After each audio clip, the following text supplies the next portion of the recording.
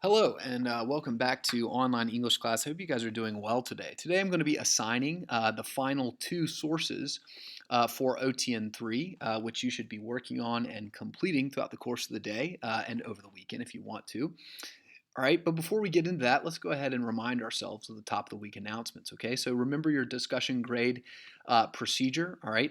So leave a thoughtful question, a concise summary, or a meaningful reflection on what was discussed during the course of the lecture, okay? Aside from that, you need to make sure that you are continuing your work on OTN 3. We'll be wrapping up our content on Unit 6, which is devoted to these kinds of synthetic arguments, bringing together sources in order to defend a thesis in response to a prompt. All right, that's what we call synthetic argumentation in this course and in rhetoric in general.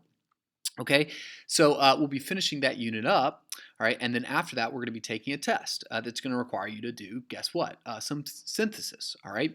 We've got a few more content lectures that we're going to go through that's going to describe exactly how you should structure your quotations from documents and talk about, citing works appropriately in the course of a synthetic essay.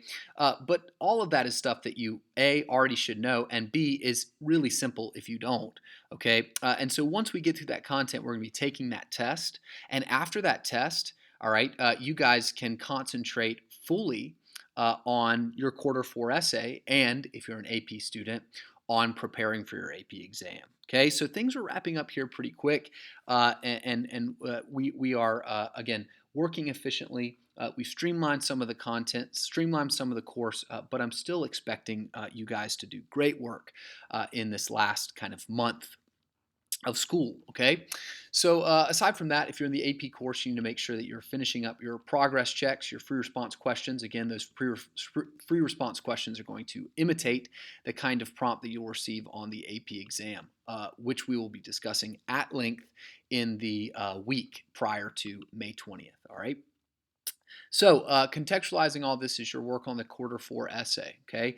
So you need to make sure that you're selecting your topic, that you have a clear understanding of what your research question is, and are developing a kind of background understanding of your topic, and then establishing a kind of central claim that you are going to defend through the course of your synthetic essay. I would highly counsel you, okay? I would emphatically implore you to choose a topic that you are interested in.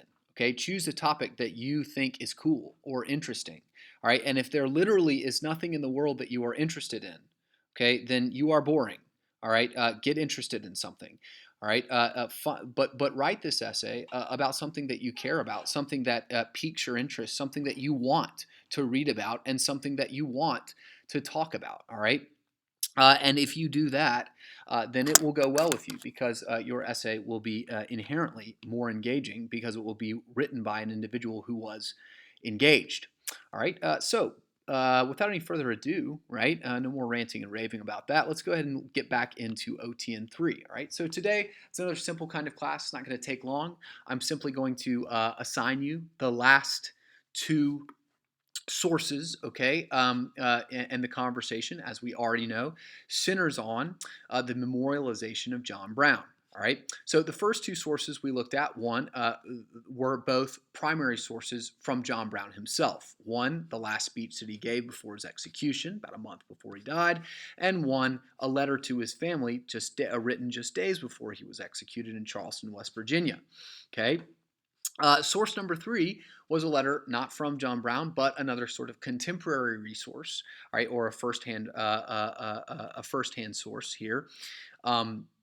That is written to John Brown, and it obviously comes from a sympathetic writer. Harper is celebrating John Brown, promising to memorialize him positively, claiming him as a hero, comparing him to other freedom fighters from the past, including Jesus.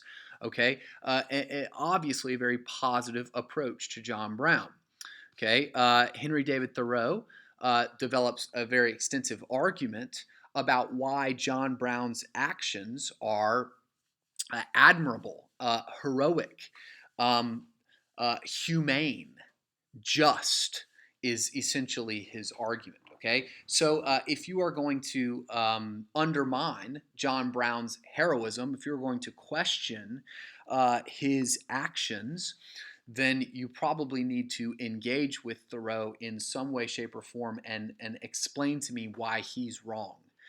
Because Thoreau's argument is pretty compelling. It's certainly an excellent piece of rhetoric. Okay, Thoreau was an excellent rhetorician, but I think he raises some, apart from just his persuasiveness, I think that he raises some reasonable points that ought to be considered in defense of John Brown. Okay, so our fifth and sixth sources today.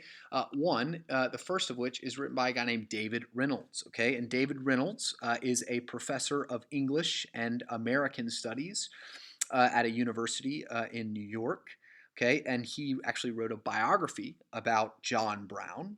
That was published in 2005. So this guy is a 21st century thinker and a man who obviously has the right to an opinion about John Brown, given the fact that he has published a book about him and spent a significant period of his life studying John Brown. Okay, and his op-ed piece in the New York Times called "Freedom's Martyr" is obviously, if you know what the word martyr means, you would understand that David Reynolds is clearly defending the heroism of John Brown. He is extolling the virtue of John Brown. Okay, so if you are going to, again, refute the assertion that John Brown is a hero, or refute the assertion that John Brown is, quote, freedom's martyr, then you're going to have to engage with David Reynolds' line of reasoning and explain to me why that line of reasoning is wrong.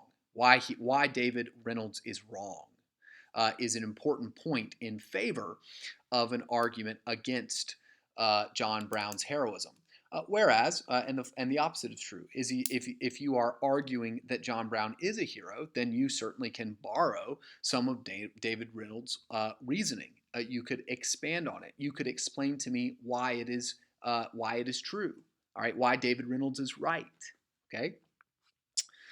And then the last source, written by a guy named Tony Horowitz, okay, entitled "The 9/11 of 1859," which very obviously is similar to the previous title, is against or a critique of John Brown's heroism, comparing John Brown to a terrorist. Okay, so this document was written after 9/11. All right, and in reflection on the ways in which John Brown's behavior imitates or mimics some of the behavior of radical Islamic terrorists that were behind the attack of the World Trade Centers on 9/11. Okay, so in other words, both of these contemporary sources are very valuable, very on the nose, developing arguments that are directly related to the research question here and should be dealt with in some way, shape, or form. All right, so by the end of today, you should have analyzed all of these documents, okay, over the last few days. Obviously, you don't want to do them all in one sitting. That would be a very long time. Okay, but doing two of them, well, that's something that you can do in a day's work. And then next week, we're going to be working through our outline, establishing a kind of line of reasoning in response to the prompt, and then considering the ways in which we should support that claim with evidence. Okay, hope you guys have an excellent day and have a great weekend.